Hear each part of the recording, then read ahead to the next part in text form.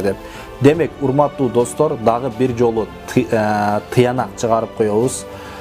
Тыянак чыгарабыз. Эгерде женский роддун алдына тагыраагы а тамгасы менен аяктаган сөздөрдөн мурда про предлогу келсе, мисал үчүн про школу демек этегин ага өзгөртөт экен. Про школу этегин а тамгасына, у тамгасы а тамгасы болсо у тамгага өзгөртөт. Тагыраагы у тамгасына өзгөртөт.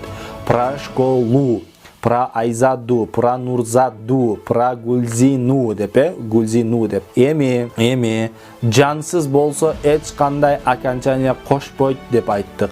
Про университет экинчи түшүнүгүбүз, демек жансыз болсо эч кандай окончание кошпойт. Про университет, про базар, про Кыргызстан, итд, итп жана башка ушундай сыяктуулар. Эми жандуу боло турган болсо, жандуу мужской род боло турган болсо, а деген окончание кошот деп айттык. Про Александра, Александр жөнүндө, про Аладдина, Аладдин жөнүндө, про Владимира, Владимир жөнүндө, про Эрдогана, Эрдоган жөнүндө, про Путина, Путин жөнүндө, мисал үчүн, про президента, президент жөнүндө, про Пушкина, Пушкин жөнүндө деп мына ушинтип про дей турган болсок, про отца дей турган болсок, ата жөнүндө болуп кете берет. Демек, биз сиздер менен 3 түрдүүнү өттүк. Биринчиси женский род менен болсо этегин у кылат, жансыз болсо эч кандай окончание кошпойт. Ал эми мужской род жандуу боло турган болсо этегине а тамгасын кошот. Про Александра деген сыяктуу.